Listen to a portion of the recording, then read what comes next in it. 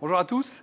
Open prend ses quartiers à la brasserie de l'Hermitage à Anderlecht pour parler de la crise. La crise que viennent de traverser les entreprises bruxelloises. Et effectivement, il y a certains commerçants qui sont passés par de gros moments de doute et d'intenses moments de solitude. On va parler de ces moments parce qu'arriver à parler de ces difficultés, c'est déjà quelque part en partie les résoudre. Et on va aborder ça avec des spécialistes et des entrepreneurs. Alors, on va commencer avec Zaira Azouz. Vous êtes créatrice de mode et patronne de AZ Atelier. Et à côté de vous, il y a Eric van den Bemden. Vous travaillez chez Bessie. Et vous êtes responsable du programme Restart. Alors, Zaira, on dit à Bruxelles ne pas avoir facile.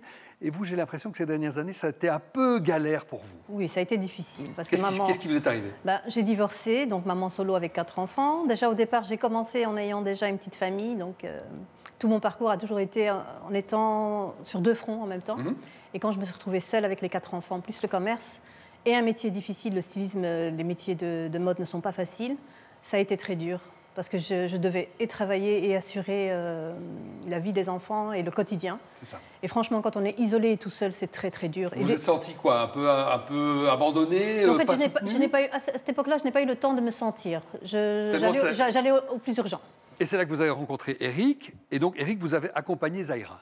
Effectivement, j'ai accompagné Zaira maintenant à peu près 2 ans dans le cadre du programme Restart, qui est donc un programme qui a été soutenu par la région bruxelloise et Bessie, la Chambre de commerce, et qui aide et accompagne en fait des entrepreneurs qui ont connu de grosses difficultés, donc une faillite, une liquidation, une cessation d'activité, donc ça peut être une fermeture tout simplement du commerce, pour les aider donc à rebondir humainement parlant et professionnellement également. Alors, on va dire ça, c'est un programme gratuit, évidemment. Effectivement. Les commerçants ne payent pas. Parce que, oui, tout à fait. Je veux dire, j'ai accompagné donc à peu près maintenant 160 entrepreneurs indépendants et ce sont des gens qui se retrouvent sur le carreau dans la rue et qui ont vraiment tout perdu, quoi. Donc, ça, c'est sûr. Alors vous, au fil des échecs, en fait, vous avez réagi, vous vous êtes réinventé. À chaque fois, oui.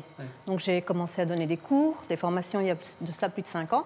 Et ça m'a plu. Ça m'a plu de transmettre. Donc maintenant, je continue. C'était des nouveaux boulots, quoi, des nouvelles orientations. En fait, dans mon métier, il y a plusieurs facettes. On peut faire de la haute couture, comme on peut faire de la retouche, comme on peut faire du montage de prototypes pour d'autres ateliers. J'ai fait de tout, j'ai touché à tout.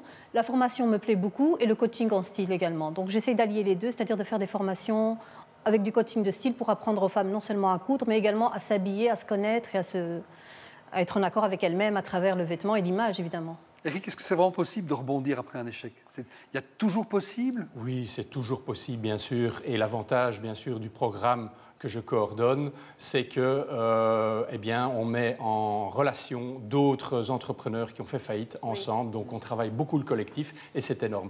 Parce que c'est clair que quand on a fait un aveu de faillite, on se sent vraiment tout seul, isolé. On a beau en parler autour de soi. Les gens vous disent, ben, je te comprends, mais en fait, ils ne vous comprennent pas réellement. Ici, là, je mets en relation une dizaine d'entrepreneurs qui ont fait faillite et donc l'effet est extraordinaire, quoi. Et donc, le collectif apporte énormément. Et les 3D de la dèche qui sont dette, dépression et divorce, qui vont souvent ensemble. Voilà. Et Zaira, est-ce que vous avez, vous, un conseil à donner aux commerçants qui sont en difficulté aujourd'hui et qui nous regardent peut-être? C'est d'essayer de justement trouver une structure comme Bessie, parce que la force, ce que moi j'y ai trouvé, c'est de se rendre compte que certaines difficultés sont inhérentes, elles sont là pour tout le monde, donc on passe tous par les mêmes phases. Et d'un autre côté, on se rend compte qu'il y a pire que nous, qu'il y a plus en difficulté que nous, et même des entrepreneurs qui ont fait des études plus poussées, qui ont eu des projets énormes, sont passés par la même chose que nous. On se sent moins nul.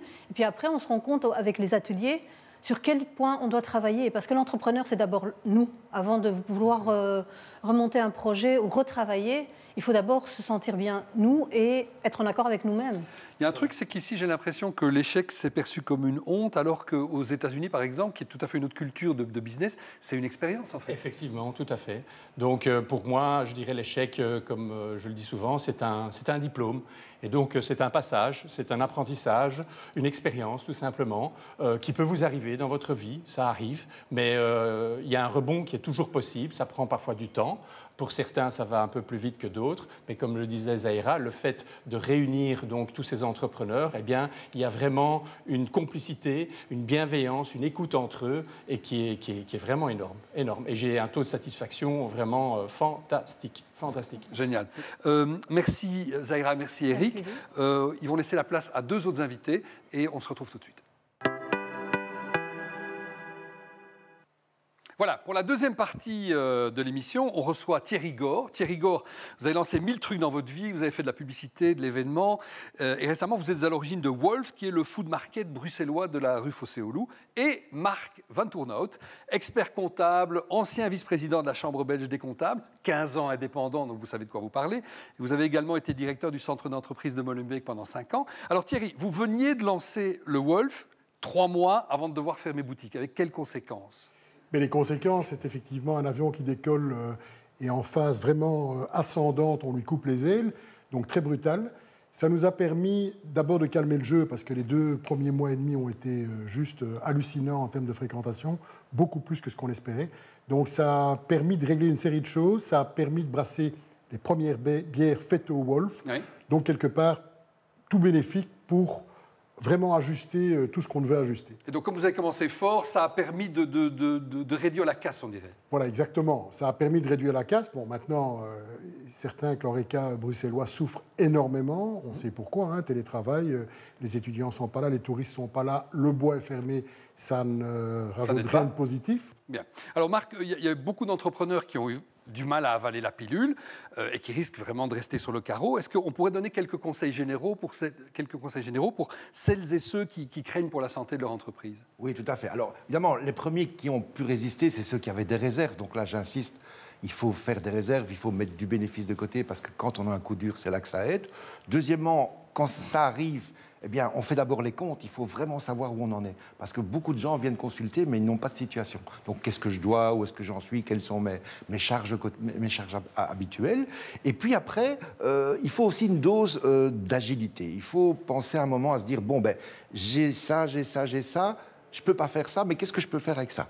Et alors, de partir à la découverte, je crois que Thierry est un aventurier, comme j'appelle, mais voilà, de partir à la découverte avec ce qu'on a, de faire autre chose, parce que c'est ça aussi, cette envie d'entreprendre, c'est de, bon, ben, je suis bloqué là, ben, j'avance autre chose, quoi.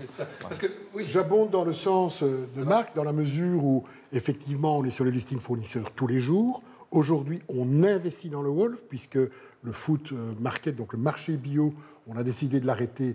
Et du coup, on va rajouter 200 places, mais ça veut dire des investissements pour faire toute cette nouvelle partie. Et donc, effectivement, on donne des priorités, on fait avec ce qu'on a, mais on continue à avancer, à progresser et à investir. Je pense que c'est très important. Alors, ce qui est important aussi, c'est de se faire conseiller. Donc, il y a les organisations bruxelloises, il y a les professionnels, les coachs, mais on va plutôt aller sur des professionnels du chiffre. Et là, c'est compliqué même pour nous. Aujourd'hui, on a un petit livre de 130 pages avec toutes les mesures. Oui. Et donc, ça veut dire qu'il y a peut-être des mesures qu'on ne connaît pas. Et on se rend compte quand on interroge les gens, ah oui, mais je n'avais pas pensé à ça. Oui, mais vous avez droit à ça, vous avez droit à de l'argent de trésorerie pour réinvestir, etc. Et donc, là aussi, c'est bien se faire conseiller parce que parfois, on a des opportunités qu'on ne connaît pas, quoi. Il y en a trop. Alors, question que je pose à chacun, une initiative originale, une au Wolf, une dans vos connaissances, que vous avez vu fleurir. Il s'est passé des trucs assez rigolos à la reprise, notamment chez vous? 2 choses assez amusantes. La première, c'est qu'on a fait un concept où la restauration se nourrit de la culture. Dieu sait si ce secteur souffre encore plus que l'Horeca. Et la culture se nourrit de la restauration. On a invité le Magic Land Théâtre les 3 premiers jours de l'ouverture du Wolf. Et on a décidé avec eux qu'ils seraient payés en pourcentage des recettes du bar. Wow. Donc c'est un vrai win-win deal. Ça a permis aux comédiens de revenir sur les planches. Ça a permis au Wolf d'avoir une expérience qui est encore plus globale. Ça, c'est la première expérience. La seconde, on a des jeunes qui sont venus nous trouver pour faire de la musique chez nous, qui s'appellent Catch, qui sont des producteurs de jeunes talents bruxellois, qu'on invite maintenant le vendredi et samedi à faire de la musique live au Wolf et qui vont déboucher sur des collaborations régulières. Marc, une idée que vous avez vu passer? Dans un de mes clients, par exemple, qui travaille dans le secteur événementiel, c'est-à-dire qui met du matériel à disposition, chaud, froid, sonorisation, tout ça, il y a 80 000 personnes au chômage, plus d'événements à Bruxelles. Mais ce gars, qu'est-ce qu'il a dit? J'ai des appareils, je vais les transformer et je vais faire des diffuseurs d'ozone au lieu de... Et voilà. Et hop, clac, le virage, l'agilité, et je suis reparti. Fantastique. Avec ce que j'ai, je fais autre chose. Ah, c'est fantastique, ça. Voilà. Il y en a encore... Parce que, voilà, quand on est entrepreneur, c'est quoi votre feu intérieur? Mais le feu intérieur, c'est de créer, c'est d'avoir des projets et surtout de les mener à bien. Il faut savoir qu'une idée, c'est 5%. Avoir une idée et arriver à terme de cette idée, c'est 95%. Parce qu'il faut la financer et il faut aller au bout de son idée. Moi, j'ai une devise, et je suis intransigeant par rapport à ça, c'est ne jamais faire de compromis avec ses rêves. C'est peut-être pour ça que je suis un aventurier, parce que j'ai beaucoup de rêves et je vais toujours au bout de mes rêves, et j'en ai encore. Je pense que le jour où j'en aurai plus, ben, je regarderai en arrière et là, je commencerai à être vieux. Bon, on Alors, continuera. je donnerai quelques conseils. Premièrement, jamais la tête dans le guidon, parce que ça, c'est le gros problème des entrepreneurs. Hein. Je prends les commandes et je ne sais même pas où ça va me mener et peut-être que je perds de l'argent. Faire des prévisions et voir où on en est. Hein. Et alors, surtout, parler, communiquer aux autres, voir si l'idée est bonne, parce que là aussi, parfois, parfois on va dans un chemin qui n'amène à rien. Et ouvrir la 4e pizzeria dans une rue, on a 3 Oui, autres. Alsa 3, ça n'a peut-être pas de sens. La brasserie de l'Ermitage est ouverte tout l'été. Elle vous accueillera, Marc, Thierry, quand vous voulez. On reprendra la discussion à la 3e mi-temps, évidemment. On va se quitter. Rendez-vous le week-end prochain pour un nouveau numéro de Open. Et ce sera avec Maya Cham cette fois-ci. À bientôt.